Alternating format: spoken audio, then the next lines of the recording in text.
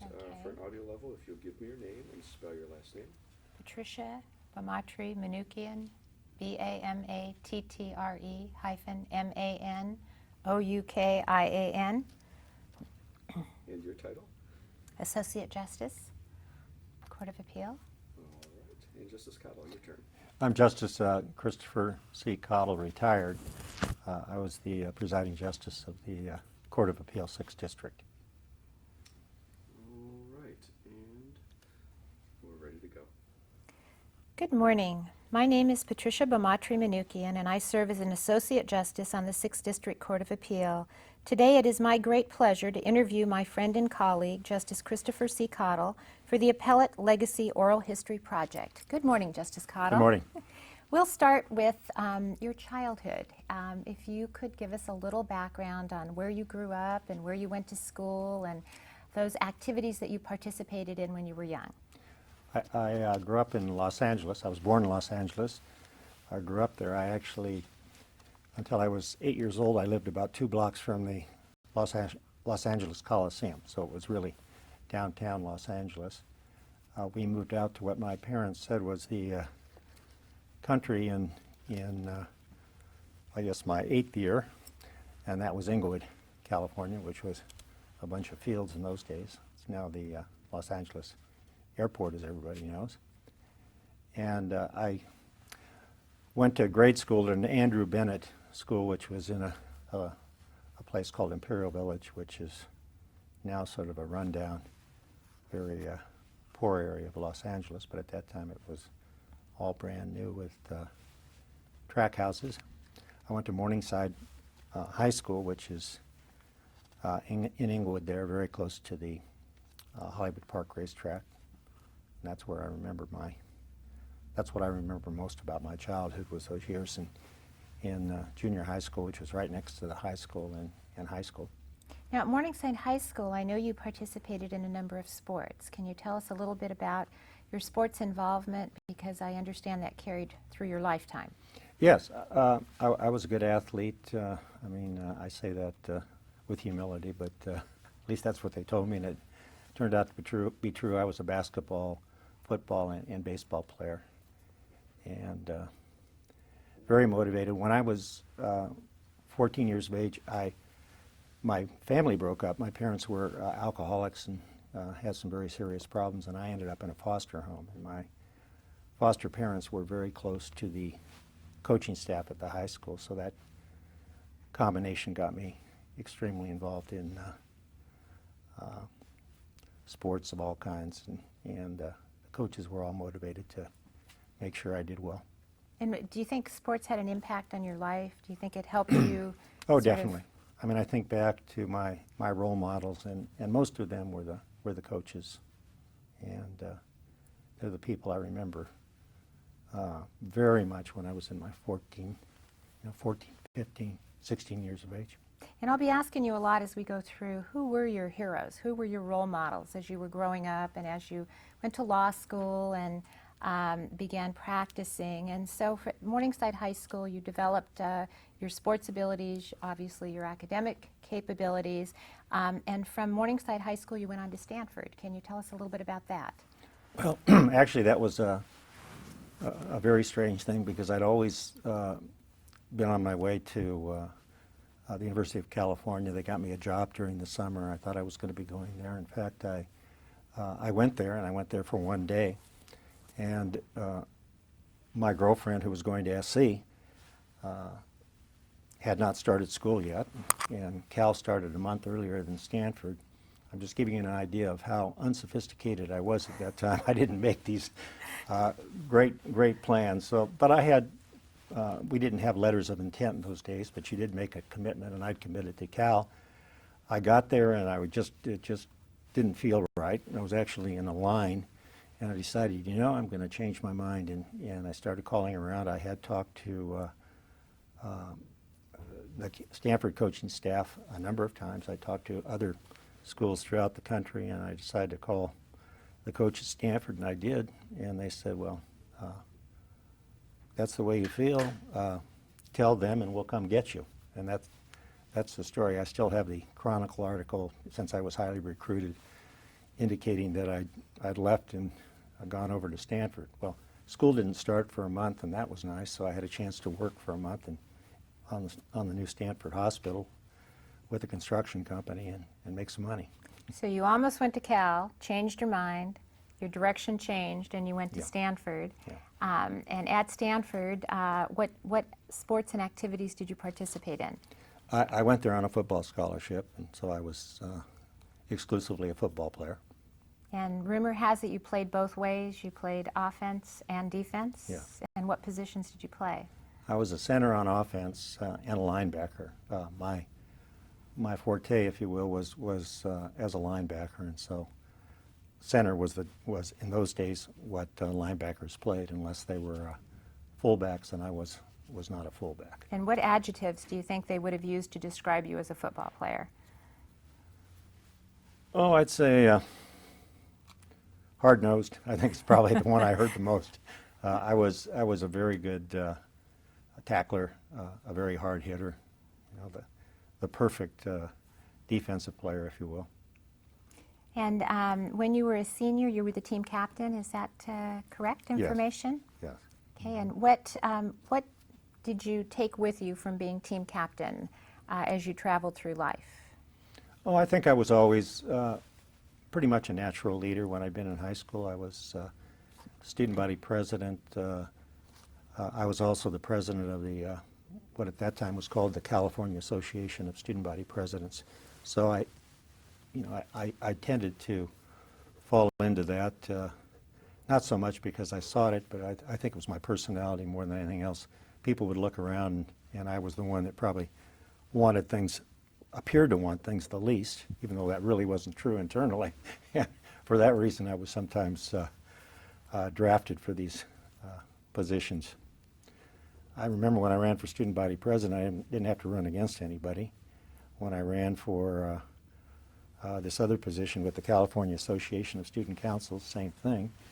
Actually, when I ran for district attorney in Santa Cruz County years later, which we'll talk about, I didn't run against anybody either. So I was always very fortunate in that regard. How would you describe your leadership qualities? Like, what kind of a leadership style did you have then, and did you carry with you through the years? Oh, I think more than anything else, trying to find out what people wanted, trying to develop agreement on things, trying to minimize conflict. I grew up in a family that involved great conflict, and for that reason, I did everything I could to, as I look back on it, did everything I could to avoid it. Minimize conflict and build consensus really were the two aspects you sought. Right. Now, what did you major in at Stanford? I was pre-med. I wanted to be a doctor at that time, and you also, if you did want to take a pre-med curriculum, you had to major in something else. So I was a history major, but I took a lot of lab courses and a lot of science courses. And then in my senior year, when I started to get very serious, I changed my mind and decided that wasn't what I wanted to do. I wasn't sure what I wanted to do, but by then I had not applied to any other graduate schools. And I worked for Stanford for a year, and then during that period of time decided I wanted to go to law school. And what type of work did you do for Stanford?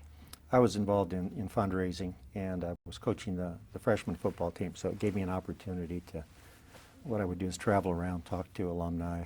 There was a program called the PACE program, which was one of the first big fundraising programs. I can't remember what the figure was, but nothing compared to what it is now. And that is what I did. I worked out of an office in San Francisco, would travel around, but they have a very limited freshman football schedule at Stanford, did in those days, in a period of about 5 weeks, and I was down here in Palo Alto for 5 weeks for that. So you took a year to work, figure out what you wanted to do, and you decided you wanted to go to law school. Right. And where did you go to law school? I went to Hastings in the city. So we were at, so you attended Stanford Law School. Why don't you Right. can we stop that and go back? Okay. So Chris, you attended Hastings Law School. Can you tell us a little bit about that? Yeah, I was living in San Francisco, and I moved to San Francisco to go to Hastings. And Hastings at that time was one of these schools where you go in on the first day and they tell you it was easy to get in, and it was easy, although I was a fairly good student.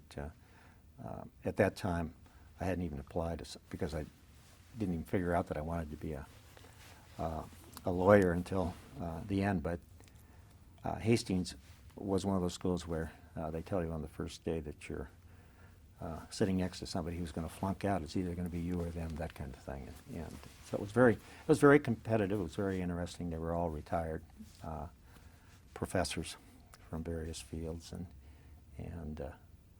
it was a great place to be. I loved it. After school, we would go and watch a lot of the Hallinnans and the people like that who were trying cases every day. So I Because got a chance Hastings to- is right in downtown San Right. Francisco, so Right. you had access to all the courtrooms. Right. I was newly married. My wife was a student, a graduate student at Berkeley, and we had no children. So I look at those 4 years. We both look at those 4 years as great years. We really had a good time. She was on one of these. She was very bright and was on one of these Regents scholarships, which gave her cash, tax-free cash every month. I was a janitor at Hastings Law School, and between the two of us, we were doing pretty well. I remember our rent was $110 a month for a great flat out on the avenues, and our income was about $1,500 a month, so you can see the relationship there. That was great back in those days. And you could have a real good meal with wine and the whole deal for about $10 in San Francisco at some real nice restaurants. And so you have very fond memories of law school and living up in San Francisco. And we made a lot of friends, lifelong friends. It was a great place. And did you have any particular classes that you really enjoyed in law school? Oh, I think back, and I'd say probably some of the I took several tax courses. I really liked those. Real property courses. The kinds of things that I ended up not being involved with later on. Did you have any idea what you wanted to do when you graduated from law school? I had no idea. I was one of these people who chose law school. I think the primary reason was simply to go somewhere and do something that constituted a good education. It wasn't that I could see the end of what I was going to be doing. I had no idea, really. I'd grown up, my foster parents were dentists, both of them. I knew I didn't want to be a dentist. I'd had enough of that. So. And so you graduated from Hastings, you took the bar, you passed the bar, and what was your first job? My first job was here in San Jose. I worked with a small firm, Burns and Steinberg. Great guys, and I was there for about a year and a half doing what new lawyers do, which is pleadings and some negotiating on the phone, a lot of personal injury, a lot of document drafting, things of that kind. And I learned very quickly that unless you had some power as an attorney, it was difficult. So I decided that I needed some trial experience because I'd had none at that point. And I was going to we were living in Los Gatos, and I was going over to Santa Cruz. On the weekends, it looked like a nice place, and there was a job opening that came up. I had decided after talking to people it would be good to get some experience as a deputy public defender or district attorney, and there was a job in the district attorney's open, and that got me into district attorney work. So you started trying cases. Started trying cases, and my career trying cases was incredible in the sense that it was a small office, probably 12, 13 attorneys, and I started trying very serious cases right away. I began specializing in sexual assault, rape cases, tried a lot of those kinds of cases over a period of about 2 years, and then from that point on I probably tried a string of about 25 murder cases, and it seems strange that in a county of that kind you'd have that many murder cases, but we did. And when I say murder, I'm talking about homicide, but also quite a few murder cases. There began in 1970 a string of mass murders in Santa Cruz, committed over time by 3 different defendants, and much of my DA career was spent prosecuting those cases, and others as well. But You know, in the book, A Legal History of Santa Cruz County, it is indicated that Santa Cruz was the murder capital of the world during the 1970s. And it does document your involvement in a number of these very serious and very high publicity cases. Would you talk a little bit about some of these cases that you tried? Any ones that you want, but perhaps including the Frazier and Mullen cases, or any others that come to mind? yeah, the first one was a murder that occurred in 1970, and that was really the big case in the sense that that was a family, a physician and his family, who were murdered in their home, and by I guess you'd call it somebody who lived in the kind of a hippie who lived in the hills, and there was a lot of adverse publicity. After he was arrested, the case ended up being transferred to San Mateo County on a change of venue. So Peter Chang, the district, I was the chief deputy at that time, and Peter Chang and I tried the case up in San Mateo. He was the lead attorney on the case, and a great trial lawyer, and we tried the case all the way through to the death penalty. What made the case difficult was the defendant was nuts, but it was also a very circumstantial case. All we had was a theory that he had done this and had committed a burglary before, and the weapons were the weapons that he used in this crime. Anyway, he was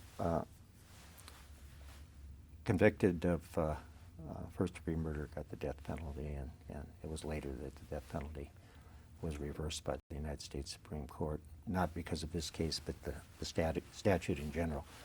So that was the end of it, and he's still incarcerated. Thereafter, there were 2 serial murders, and one of which was Herbert Mullen that you talked about, and I tried that case myself. Art Danner helped me with it, and that was a case involving 13 murders, 3 over here and 10 in Santa Cruz County.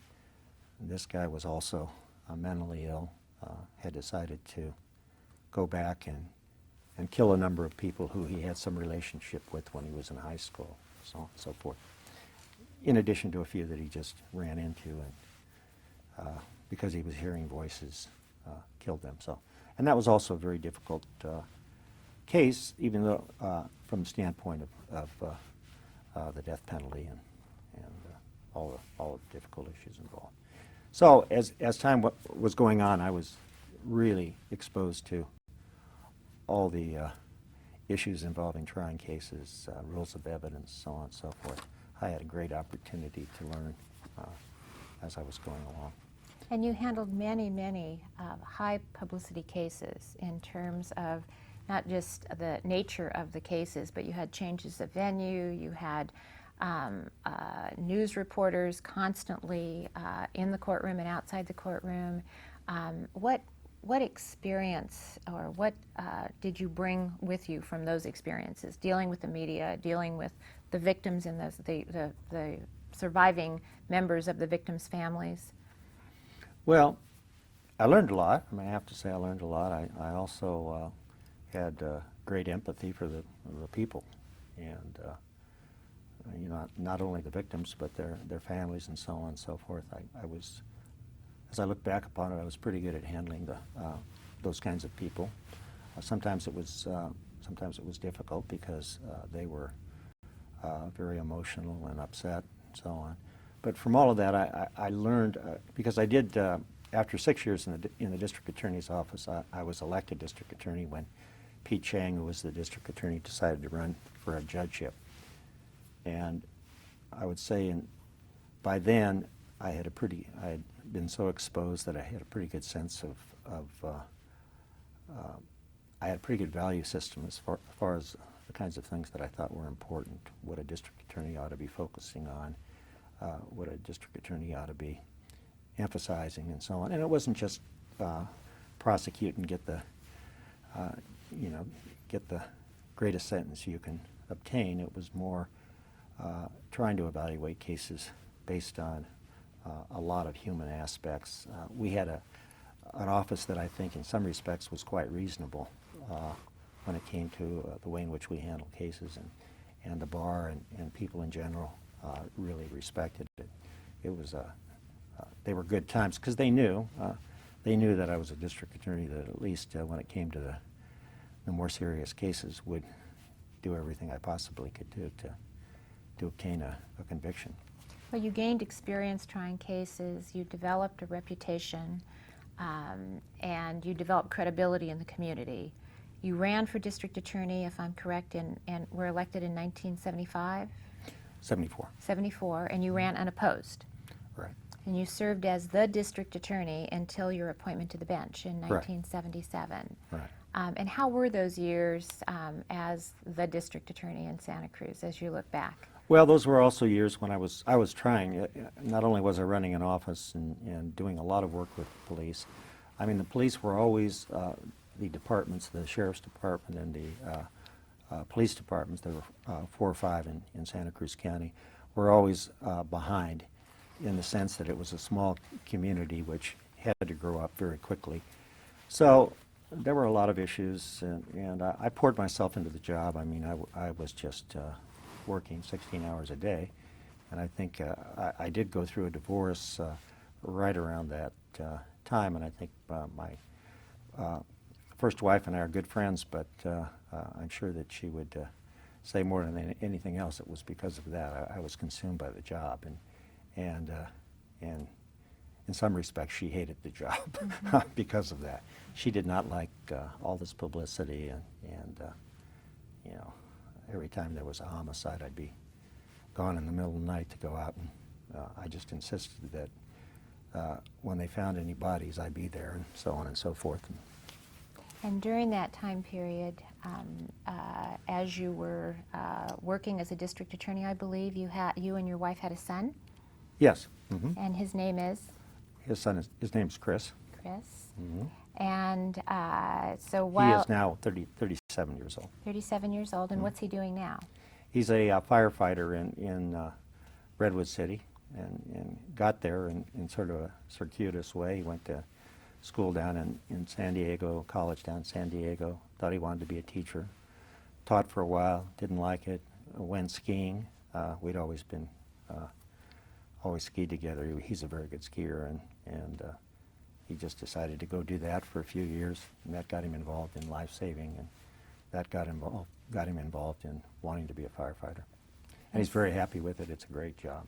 Yeah, he's actually a paramedic firefighter. Yes. And he's bilingual. He speaks Yeah. Spanish. Mm-hmm. Has a lovely wife and a new son named Named Nathan. Nathan. So you're a grandfather. Right. Congratulations. So Thank you. as you were working as a district attorney, you were also raising your son, and there was a lot going on during that time. And then in 1977, it appears that Governor Jerry Brown appointed you to the Santa Cruz court. Right. Okay, and can you tell us a little bit about that? What caused you to put in your application and decide that you might want to transition from the district attorney's office to the bench? Well, to be honest, I really hadn't thought about it. I had never aspired to be a judge, and I must have thought about it. But I had a good friend, Raleigh Hall, who was also a judge in Santa Cruz County, had been appointed, and one of the reasons that he was appointed, to be very frank, was he was a good friend of one of Jerry Brown's. Jerry Brown was the governor at that time. One of his strong supporters, and I think also very close to the appointment secretary. So Raleigh had been appointed, and Raleigh said to me, you know, Governor Brown really would like to appoint, I keep hearing this, he'd like to appoint some TAs because the public has the impression that he's soft on crime. So on one day, 3 of us were appointed, and a lot of that had to do with my connection with knowing Raleigh, because he knew this person who was kind of a rainmaker for the governor and so on. So it wasn't something that I really put a lot of energy into. I wanted to do it. I had just, I was at that point, I think, the youngest judge in the state, because I had youngest Superior Court judge in the state. You had to have 10 years, and I had just finished my 10th year of practice, or maybe it was 11th. I'm not sure right in that. So how old were you when you were appointed to the Superior Court? I was 37. 37, and that was before court unification, so that was really quite a major appointment, to be appointed directly to Superior Court as opposed to being appointed to municipal court first and then applying again for Superior Court. So Right.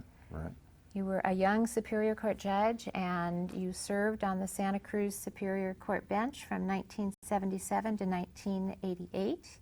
Can you tell us a little bit about those years? What assignments you had? Well, those were great years for me. I right away handled criminal cases as well as civil cases. Most people who are DAs, I think, tend to do a long period of civil just because they've been so involved in the criminal justice system. But I think I started right away doing both criminal and civil. On the bench is where I learned most of the civil law that I know, and it was, as far as assignments, just a process of rotation. I did juvenile court, I did family law court, I did probate, I did sometimes an aspect of everything in a week, and then other times I would be on a full year calendar doing just one thing. But I did get a chance to do a lot of family law, a lot of juvenile law, and a lot of just straight law and motion civil calendar kind of work, which is really the guts of a civil practice. So that was a great opportunity. What was your favorite assignment? What did you enjoy most? I think I enjoyed, even though I could only do it for a year at a time, I enjoyed family law. I thought that had a little bit of everything, and it took the best family law judges, I think, are those that have a sense of how people get into the situations they do. By then, I didn't mention it, but by then I'd gone through a divorce. That helped me no end. I went through a divorce that ended up as a very friendly divorce. My first wife and I are good friends, and really, other than maybe a few months of tension, have always been very close. So that helped me to not only understand these people that were in front of me, but also understand what might be possible for them if they could hang on for a while, because dissolutions are pretty horrible things for the people involved.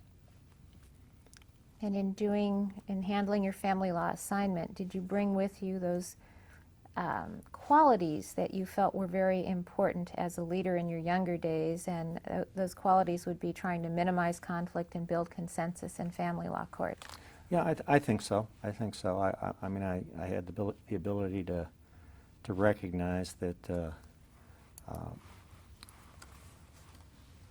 mental illness, for one thing. There are a lot of people that are mentally ill in that whole process. To try to seek some kind of intervention for these people. Programs were beginning. I mean, the family law calendar was nothing like it is now. If a judge recognizes that somebody has a serious problem, there's somebody right down the hall to refer them to and so on. It wasn't like that in those days, so you had to be pretty creative and to develop community resources to take care of areas that where there were really not people in place paid for by county money to take care of some of these problems. You know, as a trial court judge, based on your experience, what advice would you give trial lawyers? Like, what direction and advice and what words of wisdom do you have for lawyers who are practicing in any court, but especially Santa Cruz courts? I think more than anything else, probably to be prepared, but prepared in the sense that you really understand what your case is about, and if you're going to take it to court, how it will play in the court process.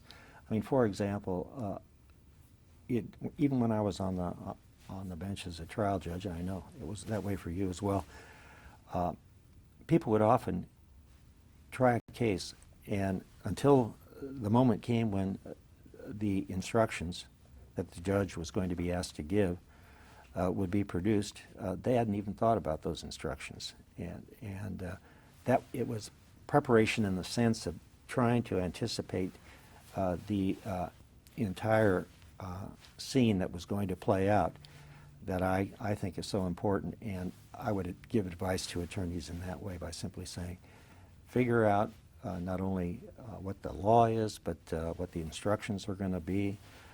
Try to get a sense of how jurors, if it's a jury trial, are going to react. If it's a judge who's going to decide the case, what the best way is to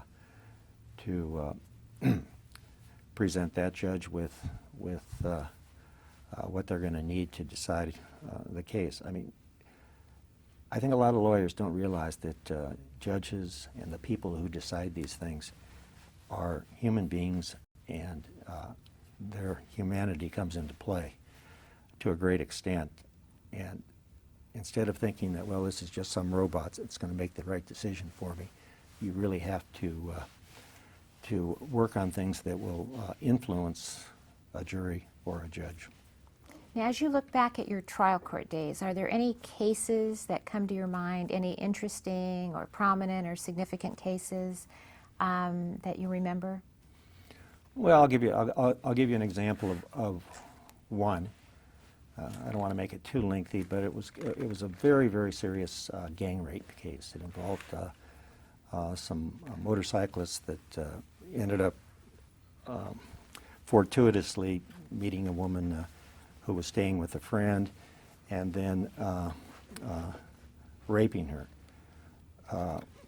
After the fact, and days later, not just right away, she reported the crime. And the reason she didn't report the crime are the same reasons that a lot of women don't report crimes of that kind, the humiliation and so on. When she did report it, we were faced with the problem of identification. She described the car that one of them had, and she wasn't certain. She thought it was if I remember correctly, a green Camaro. It turned out to be a red Mustang, and that created great difficulty. We finally had somebody arrested based on some information and so on, but tying this whole thing together was difficult. So and in those days you had the time to do these kind of things. We had some test run to see, this occurred up by the university. What had happened is afterwards he had taken her from the scene somewhere else in this car, and we had some tests done to see what cars look like under lights that are on the street that goes up to the university. It turns out that green looked red, and red looked green, and that's something that never would have been known. We also went and talked to some of his friends, I remember, and his family. I remember going and interviewing, he was in jail, going and interviewing his family with a couple of police officers, and they were talking about how innocent he was and what a wonderful man he was and so on. And then we started talking. We knew that he had identified himself to this woman as Pederico Mecca, which was kind of a strange name, a graduate student from UCLA. I'm sorry, I know you went to UCLA. But turned out he wasn't a graduate student from UCLA. But we talked to the parents about this and so on and so on, and we asked him, has he ever used any other names? Does he have a nickname or anything? And because his position was he wasn't even there. You know, he wasn't one of the people that was involved in this thing. And it was then that they mentioned that his nickname was Mecca. So that pretty much made the case. But also when he was arrested back in Philadelphia. He refused extradition, and we took her back there to Philadelphia because he had a lot of money, and there was no way that, I think it was a grandfather who lived back there. There's no way in the world that they were going to consent to him just coming out here. So we had to go back there, take her back there for identification purposes. The judge back there did not think, I don't know why, but he just didn't think that this was the person in a courtroom of a bunch of people in striped suits. She went into the courtroom, and the judge asked her to look around. He said, is the person that was involved in this here in the courtroom? And she looked around and she said, well, it's that guy right over there, but it doesn't look like him right now because the man that raped me, the one of these men that raped me, was bald. So the judge, and I'm sitting there watching this whole thing, and the judge was starting to catch on. He said, well, let me ask the bailiff to go over and pull on his hair a little bit to see if he's bald. And that's exactly what happened in his courtroom. People pulled, and he had a wig on. Oh my goodness. So, but I'm just, you know, long story, but the whole point is we spent a lot of energy, money, resources to try to get convictions if we felt we were right and the evidence was there. To make sure that justice was done. Yeah, but on the other hand, at the same time, I was a stickler on the exclusionary rule, as you know, had come into play. People who, law enforcement officers who violated people's rights were subject to all of the rules that we're developing. If the officer messes up, then the case cannot be successfully prosecuted. You know, we were reasonable in applying those rules when it came to Miranda and search and seizure issues. Now, as a trial judge, are there any cases that come to your mind that you presided over? Yeah, I mean there are a number. Any that stand out that you'd like to share with us? Well, there was a case of Bandler, a fellow by the name of Bandler, who was, it's probably written up in that book. It was a very interesting case because he was accused of killing a woman who had been kind of a former prostitute and a drug addict, and he was involved in all that kind of activity himself. But it was a case where two people could have done it, and the police had talked early on to one of them and had become convinced that that person was the one who was innocent, and the guy we were prosecuting was the one who was guilty. Well, the case was defended based on the opposite proposition. There was a lot of evidence that convinced me that Bandler was the one that was guilty and the police were right, but as it turned out, both of them ended up being prosecuted at different kinds, and both of them were acquitted. So it was interesting to see all that play out. But I was the trial judge in that Bandler case, and I remember it all happening before my eyes. And even though I was convinced that he was guilty, he was found not guilty. Well, in the book here, too, it does say that Bandler walked away a free man, but as the Santa Cruz Sentinel put it, quote, somebody has gotten away with murder, close quote. Yeah, You and they actually, a play was written. I'm reminded of that because I saw the woman who wrote the script based on that, and up at UCSC they actually had the play, and I went up and talked to them about it and helped them to produce it. So you tried many interesting cases, you presided over many interesting cases, and at some point you decided to put in your application for the 6th District Court of Appeal. Now, how did that all come about? I had done that early on. I'd actually done it, applied. I was interested in the Court of Appeal, and I it seemed to me to be a natural progression, and I had applied when Justice Brauer applied. And at that point, it looked like I was probably going to get the appointment. You kind of hear different things. Mm-hmm. But Brauer had some strong supporters too, and Brauer was a terrific judge and a very bright man, as we know. And he ended up being appointed, and that was like, I think about maybe 5 or 6 years before I was appointed. So when I was appointed, I think it was 1988 when I was appointed. Well, But I had been interested for some time. And when the court officially opened its doors late 1984, there were 3 justices, Justice Pinelli, Justice Brauer, and Justice Agliano. So you had expressed an early interest in that position, and then Justice Brauer was appointed, and then the court added 3 additional judicial positions in 1988. Did you reapply for those positions, or was your application still pending? No, I think I reapplied. But actually, it was a little different than you said it. When the court first began, there were 3 new justices. Right. And those were Pinelli and Agliano and Brauer. Right. And then when Pinelli left before I came on board. When Pinelli left, he was replaced by Agliano, and Justice Capiccioli came in. So then there were 3. That's right. The court was expanded to 6, and it was at that time that I was appointed, the same time that Justice Primo and Justice Elia.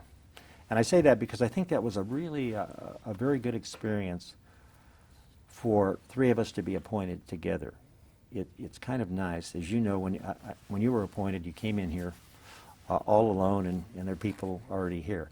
It's kind of nice when you have other people appointed at the same time. So I had the benefit of experiencing that. We drew straws for who was senior and so on and so forth. And where did you end up in drawing those I ended up straws? in the middle. In the middle.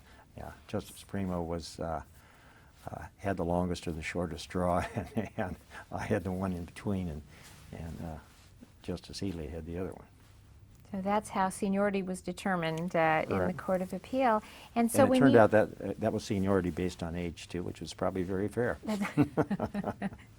things always work out the way Yeah. they're supposed to work out. So when you came to the court, Justice Brauer was still here. Right. So you had 2 justices who had previously served in Santa Cruz. Right. And that was great because Justice Brauer, who was then a judge when I first started practicing, was one of the people I tried most of my cases in front of. We knew each other well. We had a great relationship. So it was nice, kind of like coming home, to get the chance to work with him again. But you didn't work with him for very long. He only remained here I think it was a year or 2.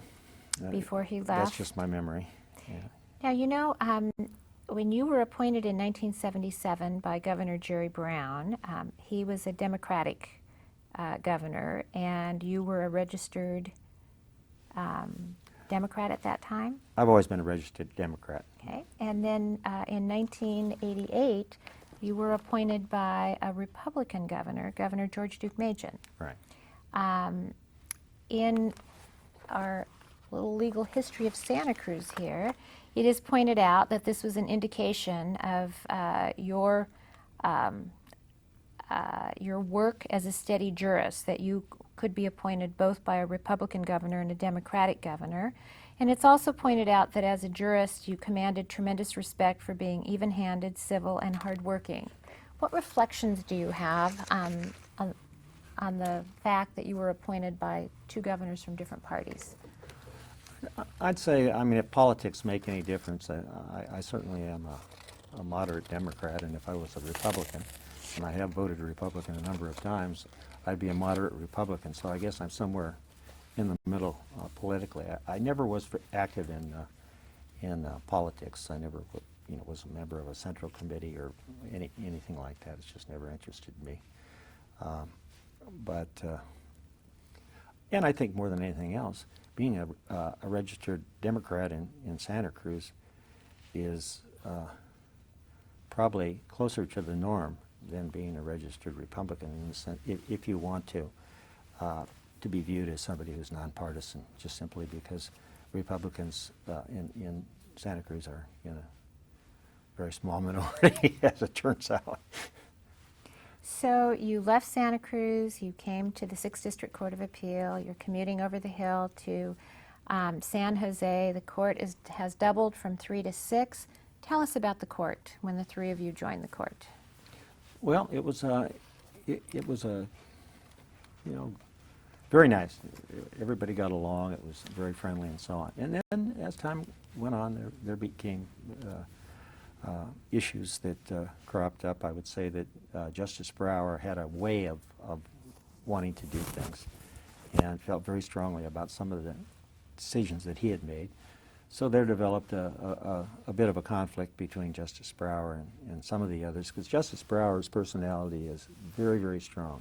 I knew and grew up with him. I'd been chewed out by him in court a number of times until I finally got to the point where I could talk back to him. Well, it was not the attitude of some of the new justices was not to listen to Brauer in the same way that I had to put up with him. And so there developed some conflicts, but those got worked out over time, and they were mainly disagreements about process and occasionally disagreements about issues that were the kinds of repetitive issues that had come before the court, which now were looked at somewhat differently than the court had looked at them before. So everybody was making adjustments. But it was a great time for me. I enjoyed working with everybody. I can go through the list. I really didn't get to know Capiccioli very well. Agliano, I spent a lot of time on cases with, working with. We actually did some things socially. He's just a wonderful person, as you know, one of the finest people I've ever met.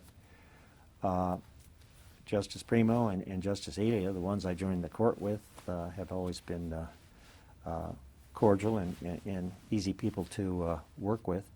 I would say that there developed, though, I think the court changed at that time, and one of the reasons it changed is because Pinelli and Brauer and Agliano, the three of them could disagree very easily on things and still manage to maintain a working relationship.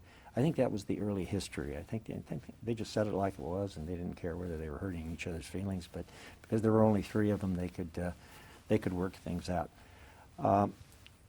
That changed, I think, when the three of us came on, because I would say Primo and Elia are not people who like to argue with each other about things. They tend to be more, want to be more, I'll do it in my office. It's that kind of an attitude. And I think they would admit it. I'm not speaking out of turn. It's just the way it is. And as a result, there, I think, came to be more, less conflict between the judges on issues and more, I'll do it my way in my office, and if we can't agree, I'll dissent. But I think there became less of what existed before, which is Brauer running down to Agliano's office, or Agliano running down to Pinelli's office and saying, you don't know what you're talking about, that kind of thing. It became more, we're just going to work it out, and we won't talk to each other, that kind of thing. So. Now, what about? And then you came on, and you had to suffer through a lot of that. But I think it's that way at every court, is what I understand. At least there's some of that. People have different dispositions. People have different attitudes as far as conflict is concerned, as far as how much you should struggle to, over cases, to try to agree if you can. Sometimes people just give up and just disagree in writing. I joined the court in 1989, and I replaced Justice Brauer, and I started working pretty much with you and with Justice Agliano to begin with. And when you leave the trial bench and you join the Court of Appeal, you go from a situation where you are the decision maker to having to make decisions with two other people, which is a completely different process. Can you talk a little bit about that process? Like, what advice would you give new appellate justices? How do you work on this process of making a decision with two other people when you've been used to making your own decision as a trial judge, and sometimes for many years?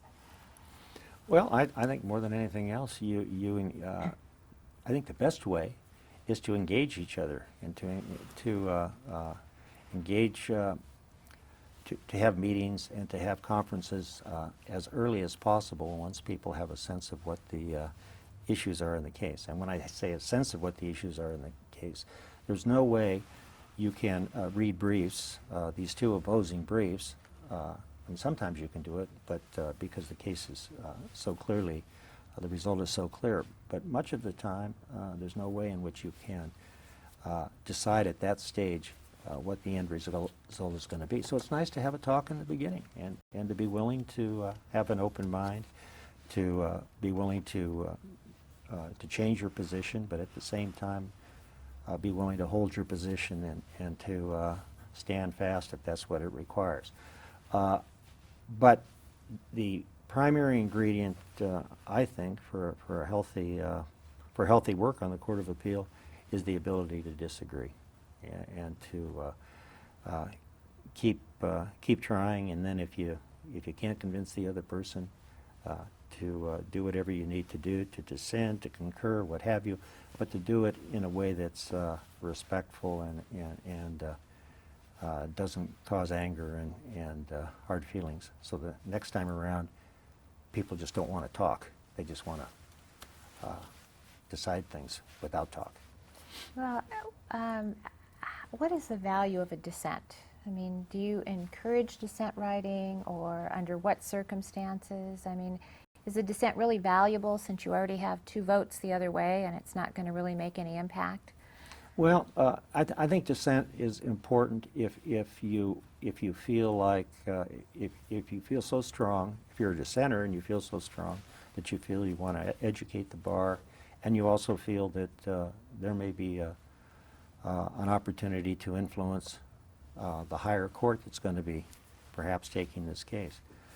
I dissented very, very rarely, and I think a lot of that has to do with my personality more than anything else. I would try to either convince myself that the other person was right, or the other two were right, or else I would try to convince them that they were wrong. And that was more often my approach, and if it didn't work, I mean, I would say that certainly as many times as not, I folded my tent and went with the others. It might be changing some language, changing discussion about a particular issue, so on.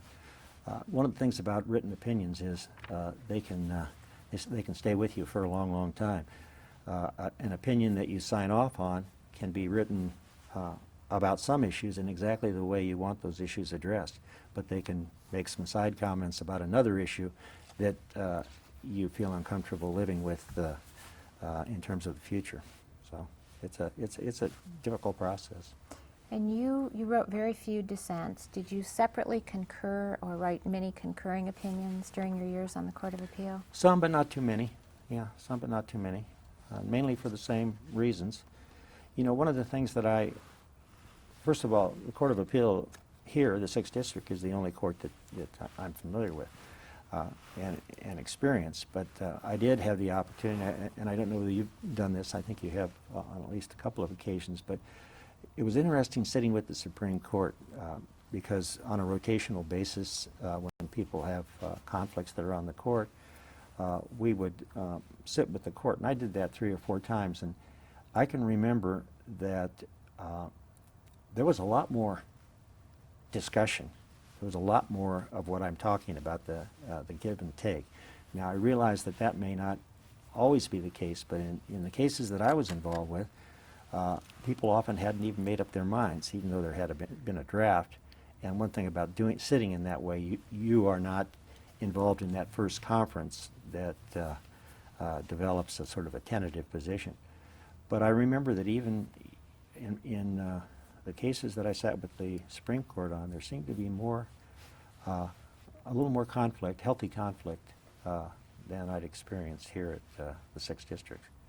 So And that was nice. I realized they have less cases and more energy to put into these individual cases, but I think that's a better way of doing things. And it isn't that we didn't do that here, but we didn't do it as much and as consistently as it ought to be done, in my view. Now, what did you enjoy about your years at the Court of Appeal? Oh, I enjoyed the cases. I think the most exciting part of the Court of Appeal is just picking up the cases. Cases are distributed to us on a monthly basis, on a random basis, as you know, and just picking those up and seeing what they're about, what's new, what's old. Some of them you can take 3 or 4 that are often routine. There may be a windy, but a case that really isn't going to require a written opinion. But then there's usually something that's pretty juicy in that stack of 9 or 10 cases. And are there any cases that come to your mind that are cases you really enjoyed or you felt were particularly significant or particularly challenging? Well, let's see.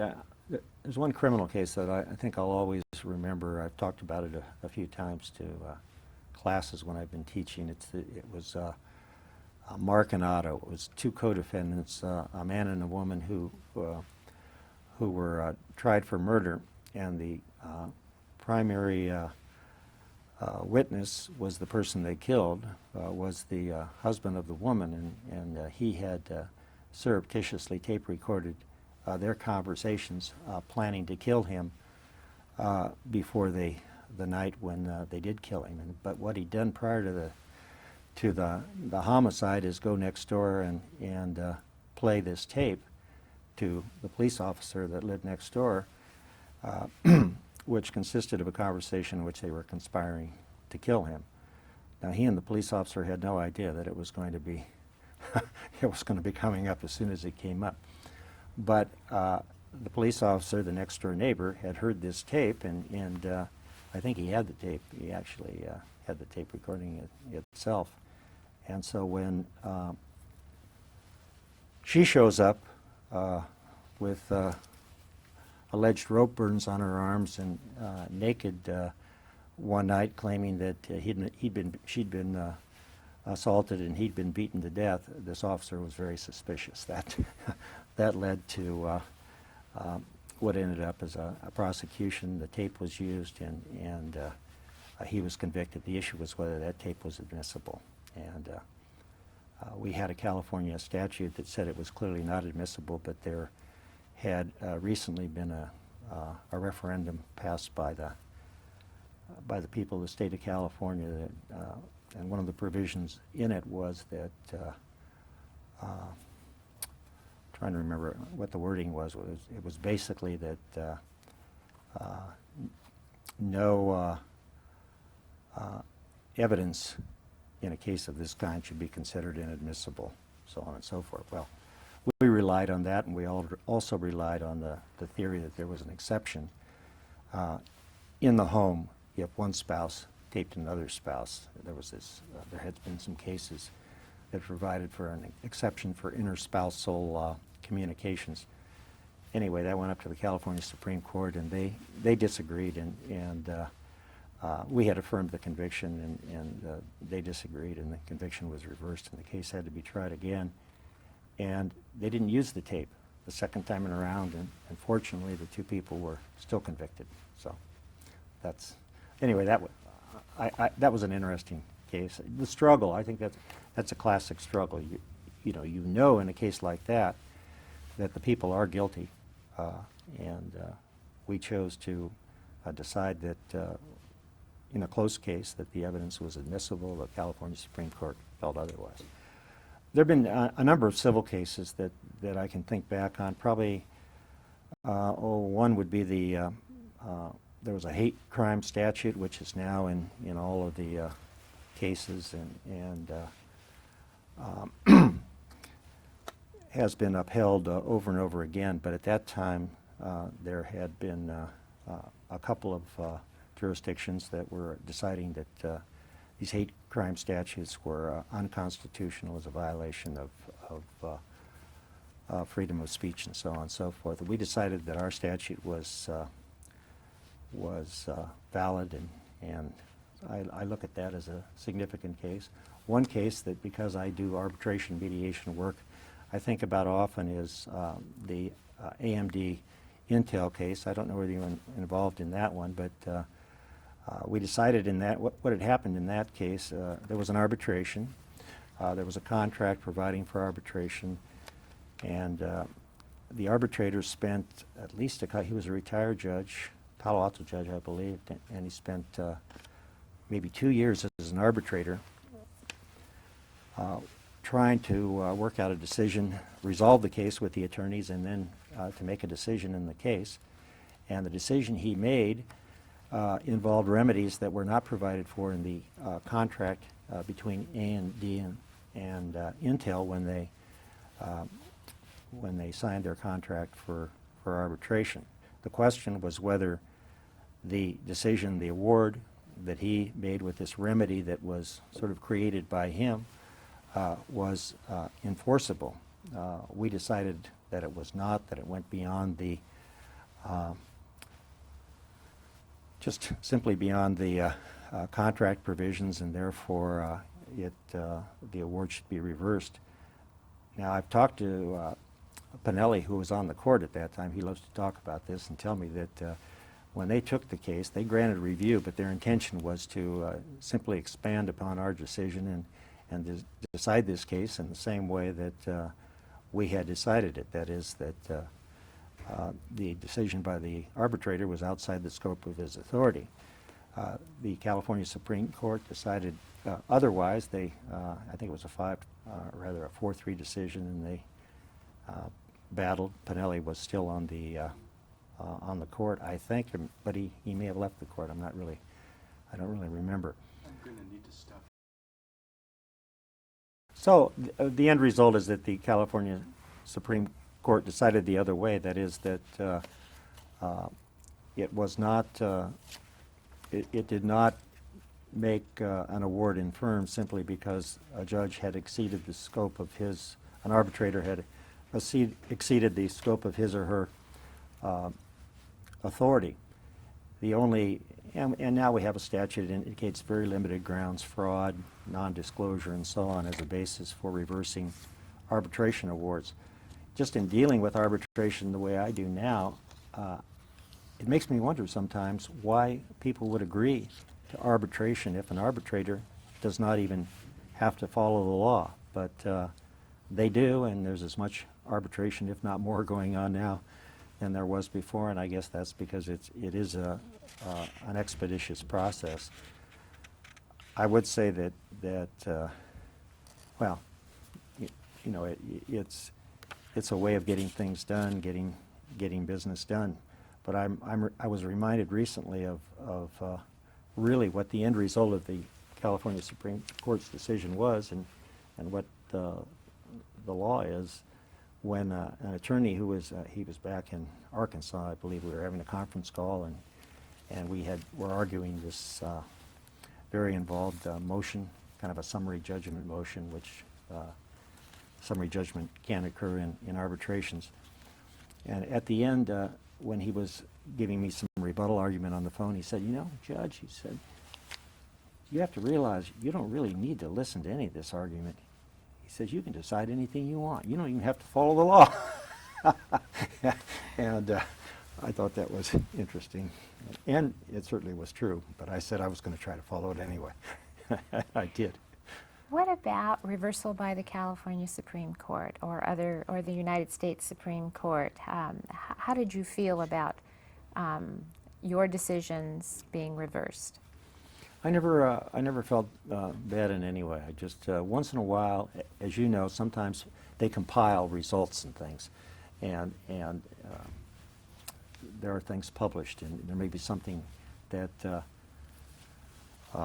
appears that shows that our district or some other district has been reversed more than others. I don't see that as bad. It's interesting here that the cases I've chosen to talk about, at least the three I've chosen to talk about, are all cases where the California Supreme Court reversed the decisions we made.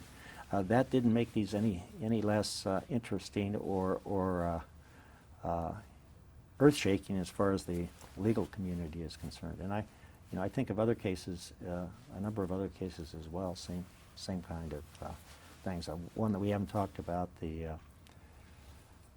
Hill versus NCAA, the testing. We had decided that it was all right for schools to require that athletes test for drugs.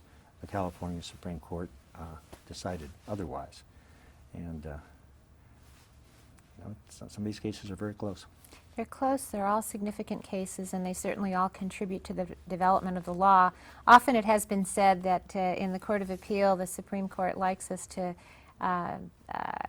discuss and examine and analyze these issues and sort of set the table for them. So I think all of these cases are most significant cases in your particular judicial history. Now, Chris, when you were on the court, there was a lot of change going on. Justice Agliano was the presiding justice when you arrived, and Justice Capiccioli was still serving. While you were here, they both made the decision to retire, and Justice Capiccioli retired in 1992, and Justice Agliano retired also in 1992. And you became first the acting presiding justice, and then you were nominated to serve as the presiding justice. What governor appointed you? That was Governor Wilson. So you were appointed by 3 different governors. All right. And you moved into, well, you became the acting and then actually officially took over in 1993 and served as our presiding justice until your retirement in '01. Reflecting back on those years as the presiding justice, what memories do you have?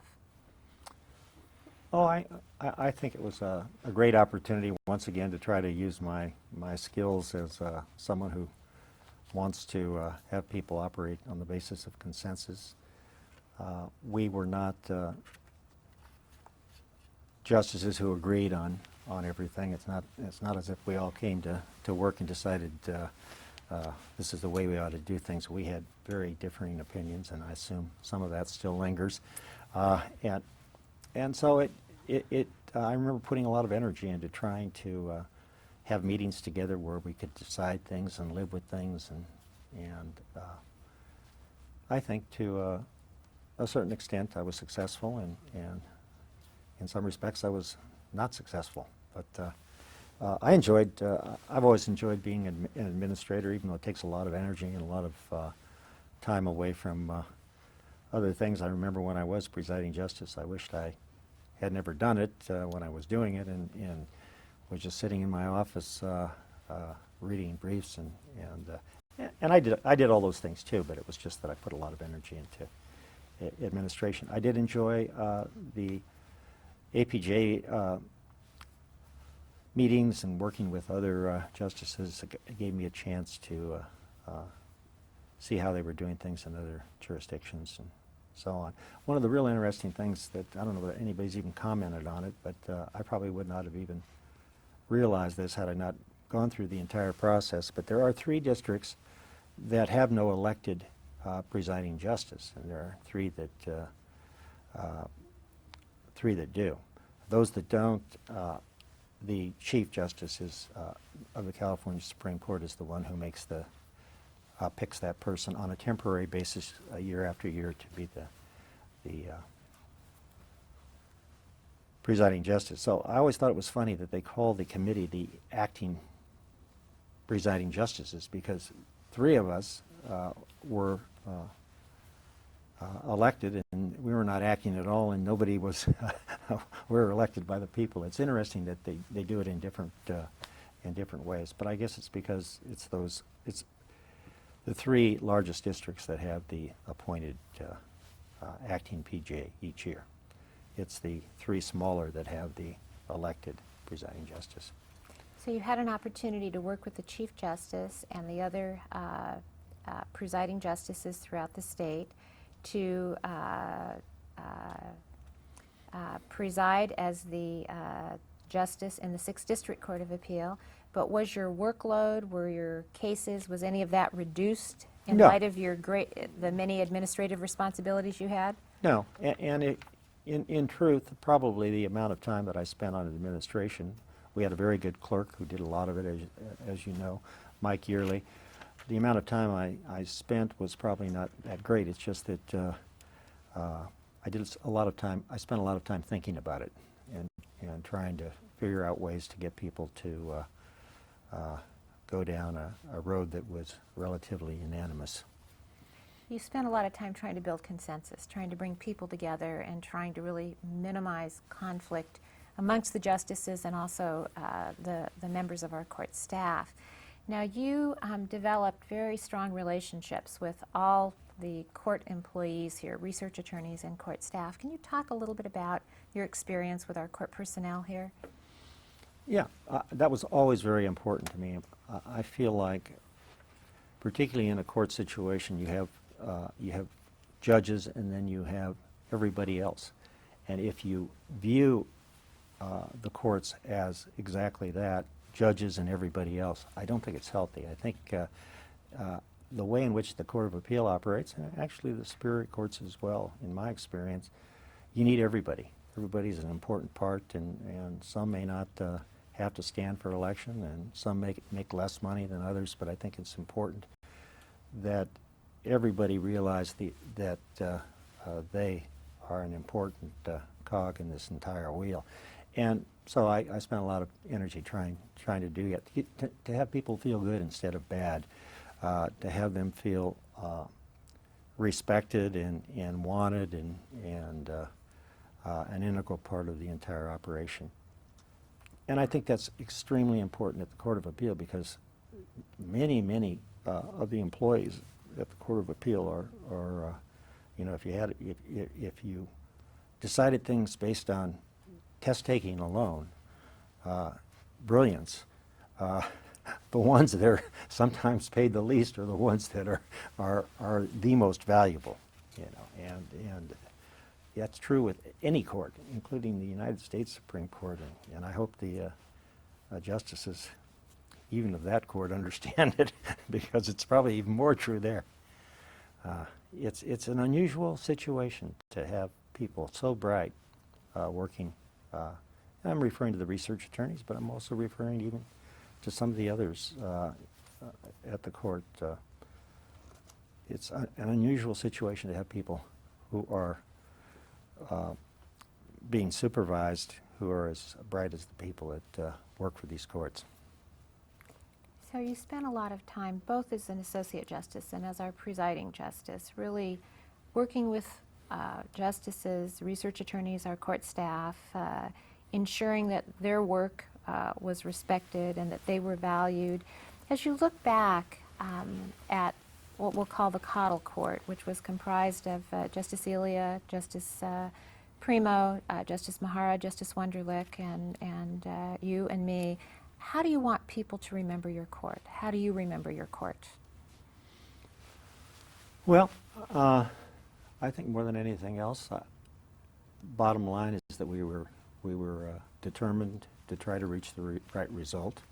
We were all somewhat different, but I think we were true to ourselves in the sense that we did our best and really wanted to, no matter what the case was, to within the framework of what we were doing and what we had to decide, to do our best and to apply the law correctly. And I say that, I mean, that was certainly what motivated me. I know that's what motivates you. And I think more than anything else, it was motivated, it is what motivated the others as well, and that's why it's the most important aspect of this job. Now, I remember that, I used to laugh sometimes when I'd hear things like Whitkin talking at cocktail parties, talking about how when he went to the California Supreme Court, he was a law clerk there, writing opinions, and he wrote his first opinion, and it ended up on the desk. I think he ended up putting it himself on the desk of the justice, and it ended up being signed, And he went to that justice and said, you know, you never said anything to me about that opinion. Was it okay? Or so on. He said, it was very good. He said, from now on, you don't even need to talk to me about these cases. He says, the only time I even want to talk to you about it is if it involves Standard Oil. And that was it. Something like that. But we didn't have any justices like that at this court, and I'm glad for that. So I would say more than anything else, you know, what I feel the legacy of the group that I worked with ought to be is just to get things done and to get them done correctly. And when I say get things done, I often think about all the time pressures too. We haven't talked about that, but there are time pressures. There's you don't have enough time to be perfect, even though you have a lot more time to be as close to perfect as you do in the trial court, that's for sure. You know, let's talk a little bit about oral argument. We had the conferencing process, the assignment of cases, and the excitement of the new cases, and the conferencing process, and the brief reading process, and the draft writing process. What about oral argument? Did you enjoy oral argument in the Court of Appeal? I did. It was, you know, there were the routine cases where an attorney didn't realize they were so routine, didn't realize that we had seen these issues before that were sometimes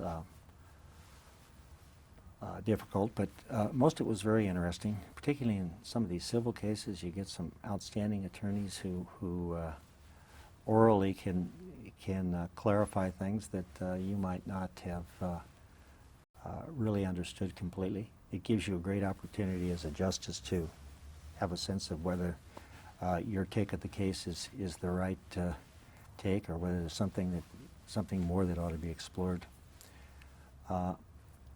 And I would say that probably 50% of the time you get people who are really good at arguing and good speakers, and it was fun.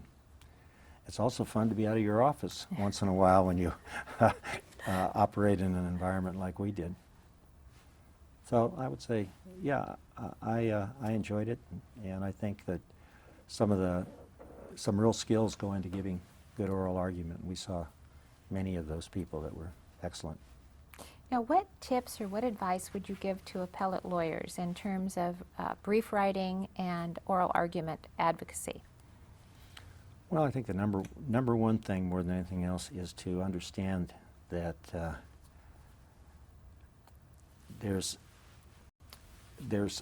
a component in every case of justice, of the right thing, of doing the right thing, and when I say that, I mean that every case can be viewed as having a victim and having an oppressor, if you want to put it that way. Most civil cases are that way, and even if it's two companies that are equal in terms, if there's some basis on which you can present unfairness and appeal to the sense of a judge or justice's fairness, you are halfway there. Now, if the law is not with you, the law is not with you, and you're not going to be successful. But even if it's not with you, you can make a pretty good argument. And so I think that's the number one thing, to understand the fairness of the case that you're involved with. Now, if your client is, you know, I have a friend who likes to say that, an attorney likes to say, I don't build these airplanes, I just fly them, which means that his clients are not always the best clients. But and if you know that, then you can create an argument that focuses on things other than fairness. But at least you have to understand that you've either got to appeal to a justice's or judge's sense of fairness, or make it crystal clear that the case has to be cited based on the law, because judges aren't robots and justices aren't robots. Now, what about appellate justices? What are the qualities of an excellent appellate justice? You've worked with a number of justices, and you have a lot of statewide experience as our presiding justice. What are the qualities of an excellent appellate jurist? I think all of the same qualities that a trial judge has, but somebody who's really willing to dig in and to understand the case and do their very best to be fully informed on the law and then to decide. I mean, in appellate argument, you need patience just like you need to be patient as a trial judge. But I think the most important ingredient is that there's a lot of free time, and you can try to master the issues that are involved in the case, or you can just spend very little time doing it and leave it to your research attorneys. So it takes discipline, and I think it takes more discipline on the Court of Appeal than it does as a trial judge. As a trial judge, you're just trying to survive. I mean, you have to do what you have to do. On the appellate court, you can do very little, or you can do a whole lot. And I think that the measure of, more than anything else, the measure of a good appellate justice is somebody who's willing to be disciplined. And I had have a sense of, for example, looking at the Supreme Court, not naming any names or anything, but I have a sense that in the period that I was on the appellate court, I have a sense that some of those Supreme Court justices were the kinds that were in their offices all the time, just digging and digging and digging. They may have had a bit of an agenda or a kind of a sense of how they felt about things even before they, once they knew what the name of the case was, before they picked it up, but they were dedicated. One who I feel was that way is Mosk. I mean, he always seemed to know the details of his cases, and I would not attribute just the fact that he had a good staff to that. Whereas there are others that I don't think probably were spending as much time. But, and that doesn't mean that they weren't good justices, but I just see that as a way of guaranteeing that you're going to create the best results if you're willing to work. Work hard, be disciplined, and really be dedicated to the work of the court. And you know what, Chris, under your leadership, we continued doing outreach programs to Monterey, to Santa Cruz, to Santa Clara Law School. What is the value, as you see it, of public education and public outreach? Well, it's certainly important as far as the community is concerned to have them feel that these courts belong to them, and they're doing what they're doing their best, and they're doing what is needed. But it's also good for attorneys. You know, we cannot assume that attorneys understand what we do here at this court without communication and without showing them. They need to know that. I mean, we don't want them to think that the Court of Appeal is just some court out there to be afraid of. We want them to feel that it's a court which, in a pinch, can be the place to have something corrected and rectified, and you can't have that unless you're visible. And I think that that kind of visibility was something that we were always very concerned about. And of course, you know, you've done so much of that in various ways. I think young attorneys need to be fully informed on the entire process. I'm going to guess that there are some attorneys that probably don't pay much attention, don't even know what the Court of Appeal does. For example, we have to operate in making decisions with standards of a review. We don't just decide things. Now, we spend a lot of time trying to inform the public of this, but we also need to spend time informing the attorneys of this, because sometimes they haven't even thought about the standard of review before they decide, I'm going to appeal.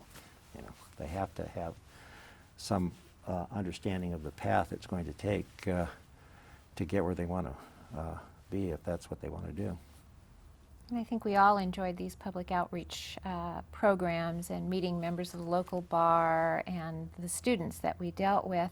You know, one issue that always comes up in terms of lawyers, both in the trial court and in the Court of Appeal, is the issue of civility. Over the years, as you look back during your trial days and days on the bench, is civility declining? Is there a problem with a lack of civility? Well, I know there's a lot of emphasis on it. There's a lot of talk goes on, but it seems to me that personality is involved more than anything else. I still see attorneys, I mean, even in arbitration, where you would think that because it's supposed to be an expedited procedure, attorneys would tend to just lighten up a little bit and focus on getting to the end result. But I see a lot of bickering and fighting back and forth, personality problems with attorneys, not dishonesty, but borderline misrepresentations and so on, from the perspective of where I am now. So I think it still goes on, but I think it's good to have these programs. I think they help. I think they are an opportunity to entice people to take a look at their behavior. But I still see it going on quite a bit. I have these conference calls frequently where one attorney is saying this and this, and it's an indication that hours have been spent on the personal bickering that they just seem to not unwilling to let go. Is there anything judicial officers can do to increase professionalism and civility? Is there any hope? Oh yeah. Oh, I think there's a lot of hope, and I think these committees are good, and I think that good judges will call people aside and not embarrass them necessarily in court, but talk to them about it. Just say, you don't need to do this. It doesn't help me anyway. It just goes in one ear and out the other. I mean, these kind of things don't really make a difference in deciding cases, in my experience. But they cost clients a lot of money. Now, what about the impact of technology throughout your career, all of the changes in technology that have been going on? Well, I mean, they're tremendous. There is rarely a case that I have now when attorneys aren't sitting there with their BlackBerries and multitasking and accomplishing things. And I have not stayed up with all of this. Sometimes I think I'm going to get myself one of those, but my first thought is, what if it doesn't work, or what if it breaks down or something? Everything will be in this little item. I like my calendar that I can physically hold and open and shut and so on. But yeah, there's a lot going on. Certainly when it comes to research, things of that kind, it's tremendous. The fact that, I don't know whether you're familiar with the opportunity now for lawyers, just members of the bar, to have this update every day on cases that have come down. I use that all the time. It's great. I think there's so many opportunities for attorneys to be more fully informed now in the law than they ever were before. And going back to your comment about being prepared, certainly with the technological advances, there's the opportunity to be as prepared as possible, too. Mm-hmm. You know, while you were serving on the trial court and transitioning to the Court of Appeal, you had several significant personal and family events going on. Can you tell us a little bit about your wife and your son, your second son? Yes. Let's see. I was married to my second wife, Marta, when I was on the Superior Court just before I went on the Court of Appeal. And we have a son, Brandon. He's 20 years younger than his older brother, and he's a great kid. And he's now in high school, a junior. And if I'm going to have somebody to follow on the athletic fields and in their studies, I'm going to have to look to my one-year-old grandson, because Brandon's going to be off away in college here pretty soon. And what sports does Brandon play? He's a football player and a basketball player. He's a very good basketball player, and plays lacrosse now. That's his new sport. But he likes all these things. He attends Stevenson High School down in Monterey, where he boards. It's something he always wanted to do, and it's turned out to be a good opportunity for him. So he's 17 and he's a junior, and so as he heads off to college, you have your one-year-old grandson who'll be starting his sports career pretty soon. So you'll always have sports to follow. Right. In in 2001, you decided to retire. And we begged you and we begged you and we begged you not to retire. And we pleaded with you to stay with us a little bit longer. And we were so sad when you left. We had, just a great opportunity to work with you and wished you the very best, but we were so sad to see you go. Now tell us what you've been doing since you retired in 2001. Well, I started my own mediation arbitration business, and that's what I've been doing. I do about probably 75% mediation, about 25% arbitration. I do it all over the Bay Area, primarily in the San Jose, Santa Cruz, Monterey area, and I really enjoy it. I can control it. If I don't want to work, I don't have to work, but I tend to work almost as much as I can. I probably work about 4 days a week. I have a Wednesday golf game that I like to participate in pretty consistently, although some weeks I just can't do it. So are you completely on your own? I'm completely on my own. And you do 75% mediation and 25% arbitration. Right. Which do you enjoy the most? Oh, I really like the mediation. I prefer the mediation. The mediation is an opportunity to sort of get into a case and then have people, I think people who come out of mediation feel better about it. They either feel good about it or not so good about it, but at least it's over, and they've done it, and they've decided, and they've been in control of the decision. Arbitrations tend to be fairly close cases.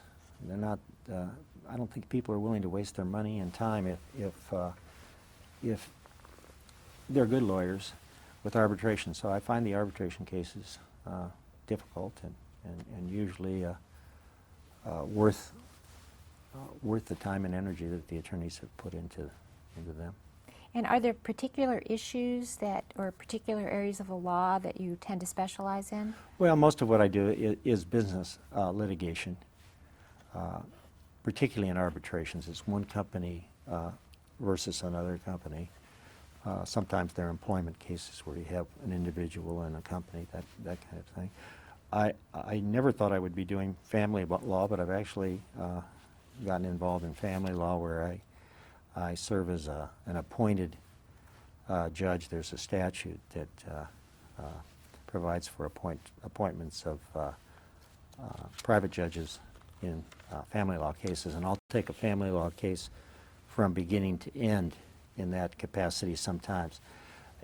Rarely do they involve issues related to children, the same kinds of issues that are frequent issues in regular court docket cases, but they're usually about money. They're usually about the division of property. Sometimes they involve companies and not only family law issues, but other issues that are much like issues in partnership, dissolution cases, things of that kind. So I do that. I've had some very interesting cases. I mean, they're all over the place, from different kinds of personal injury cases. I had a case recently that was a case involving a not only family law but criminal issues and all kinds of things coming together. A man who had molested his daughter years ago, then married her, then divorced her, and all statute of limitations issues and things that come up. This man ended up quite wealthy, and so that made things interesting, because otherwise some of these issues would never have surfaced. So it's different, and it's pretty exciting. I would say that there isn't a lot of law. It's more handling people in the kind of work I'm doing now. I mean, there's always some law, but the law is usually fairly clear. Handling people, and again, trying to build consensus, minimize conflict, and resolve issues so people can carry on in their lives. It sounds like what you're doing. Right. And are you enjoying it? Well, I am. I really like it. I really like it. Now, did you ever consider sitting back on assignment or, being, Well, I was actually doing some of that. I was doing both for a while, and then the Chief Justice made his decision about the fact you couldn't do both, that there was a conflict, an inherent conflict in his view. I think what was happening is the retired judges and justices were supposed to be on a day-to-day basis handling nothing but what they were involved with, so that, and there shouldn't be crossover. Because there is, I will say, one of the things about a private practice in mediation and arbitration is it's like a business. When I leave here, the first thing I will do is call my office phone and figure out how many people have tried to call me today, perhaps new clients, people who have continuing problems, so on and so forth. The rule was, and I think it was a good rule, and I followed it when I was doing both, was that on a given day when you're down at the courthouse, you cannot be doing things, you should not be doing things that are private. And I have a sense that there were abuses in that regard. They came to the attention of the chief. I think he said as much, and that led to the decision to bifurcate them and separate them. And it's worked out very well. I know a number of judges who are sitting on assignment love it, and I know others that are glad they're just doing the private work. So, I mean, I do miss, I will say, once in a while I go down to the courthouse for a week at a time. And I never felt any conflicts. I just set that week aside, but I enjoyed being back with attorneys I knew and dealing with the calendar and so on. I miss that, but I really can't quarrel with the chief's decision to just separate it. there's sound policy behind that Yeah, decision. I think so. So, what do you think are the greatest challenges facing our courts today? Maybe the courts and the legal profession. Well, I think probably more than anything else, remaining visible,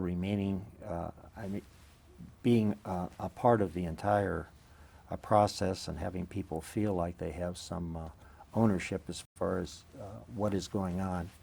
It's hard to maintain that. I think it's probably we're better off right now than we've probably ever been in that regard, and I think that has to do with the fact a lot of energy is going into accomplishing that. I think it's important that people understand what judges do, who they are, how they decide things, why they decide things, so people don't think they're just a bunch of robots and so on. I think there's a tendency on the part of people to think that judges just decide whatever they want to decide when they want to decide it, and they decide it based on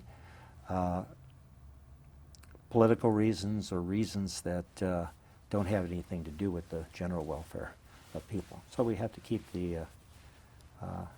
people informed and make them understand that this is a whole part of what makes our system so great.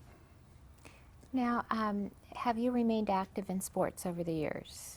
Yes. And what types of Well, activities do you participate in? I'm a skier. I'll probably always be a skier. I keep waiting for the day when I can ski free, but what they do is they keep raising the level. age. So it used to be 65. Now it's 70. When I get to 70, I'm afraid it's going to be 75. But anyway, I can't complain. I do like skiing. It's a great thing, but I do it very carefully now. I used to play tennis. I'm no longer playing tennis. I play golf, but I'm horrible, but I still like it. I think most of these golf courses are beautiful. One thing I do on a regular basis is I lift weights. I have a regular regimen that I do about 3 times a week. I'd like to be able to do it every day, where I really do work out pretty hard and get to the point of what a trainer I work with once in a while calls failure, where you're almost dead but not quite, and then you recover and the next day you feel really good. And for purposes of our interview, I should ask you how old you are now? I'm 67. 67. You look about 50. I don't know about Do you have any other personal interests or activities unrelated to the law that you'd like to share for purposes of your oral history today? Well, let's see. I'm very active in my church. It's a church that's building a new church, and I'm the head of the architecture committee, and you can imagine what that entails. I kind of in the role that we were talking about, where I'm sort of trying to get people not to kill each other over various issues and to develop consensus. We've been doing pretty well, but that's a big project, big practical project. I'm also on a foundation down in Monterey that's the diocesan foundation that deals a lot with financial issues and fundraising and so on. What else? I'm a family person, so I spend a lot of time with my family. My new house is a great place to kick back. I haven't had a chance to really do that yet, but it's in the mountains up above Aptos, and it's you can't hear freeway, you can't hear any noise. The only thing you hear is a plane once in a while, and that's a new experience. It's very nice. I enjoy that. I'm active in my new neighborhood. I'm an officer on the road association. Probably shouldn't have taken that position. There's already conflict there. And I have some good friends. Enjoy life. Enjoy chasing my 17-year-old around with all of his activities. Now, as you look back at your career, what would you characterize as the rewards and advantages, the positive aspects of your career? Well, I've always been in public service until recently when I started my little private business, and that's somewhat unusual. I think that whole time. And in a way, when you have that, you're somewhat spoiled. You certainly, you always have a paycheck, and in that sense you're spoiled. But I feel like it's been so rewarding to be able to do all these things, to have the opportunity to do these things. I mean, when I look back on my career, what I had the opportunity to do in the DA's office was incredible.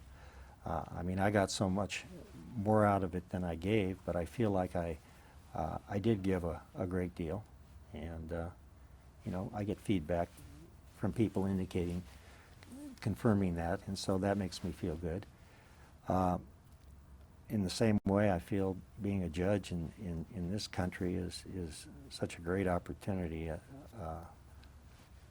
mean, it's not maybe as good as being a professional baseball player, but in the sense that I think it has some of the same aspects. I mean, those people go to work every day, and they must enjoy it. I can't imagine a professional baseball player getting up and saying, I don't want to go to work today, it won't be any fun. I mean, being a judge, if you're not having fun, you're pretty strange, because it's just it's privileged kind of work where you're doing things that have in which you have the opportunity to feel rewards on a daily basis, and so I feel very good about that. As you look back, in addition to the rewards and the opportunity to serve others in your various career positions, are there any challenges that stand out in your mind? Any great challenges that you look back at?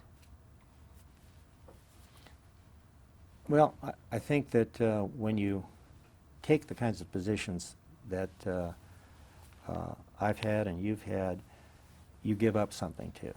That is, you're a public person, and you live your life in a way that reflects that.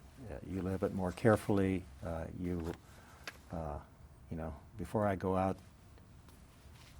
not always, but most of the time, before I go out into the neighborhoods, I usually look a little better than I might otherwise, just in case somebody recognizes me. That doesn't mean I dress up, but it means I don't walk around with tank tops, even though I might walk around with a tank top at my house, that kind of thing. So you do give up some things, but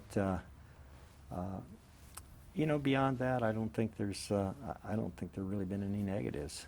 I just think, and of course the family life. I mentioned that I think my first divorce had in part something to do with the fact that I was working so hard. But on the other hand, if I'd been doing something else, I probably would have been working just as hard as well. So. Is there anything you would have done differently as you look back? No, there really aren't. As far as my career, I wouldn't do anything differently. There are things I probably would have done differently when I was in school. I might have pursued something I didn't pursue. For example, I might have gone overseas for a couple of semesters when I didn't do that. Some of those kind of things I look back upon. But no, I just feel that it's been a great life so far. And many more great years to Yeah, come, I know. Occasionally, I tell people at church, you know, I feel like I'm already in heaven. So, well, you know, why should I worry? Well, those of us that have worked with you, Chris, we have seen you and your dedication to your family, to your faith, and to your friends. We have known you in various leadership roles, going back to your service as student body president, team captain, the DA in Santa Cruz, a presiding judge in Santa Cruz, our presiding judge here at the Court of Appeal, and now on to private judging. We have always admired your leadership, valued your consensus building skills, and truly valued your respect for our employees and our justices at the court. In closing this interview today, I would like to invite you to make some closing comments, either words of advice to generations to come, or words of guidance to our lawyers and justices, or simply closing comments as you reflect back on your life, both personal and professional, and on your career.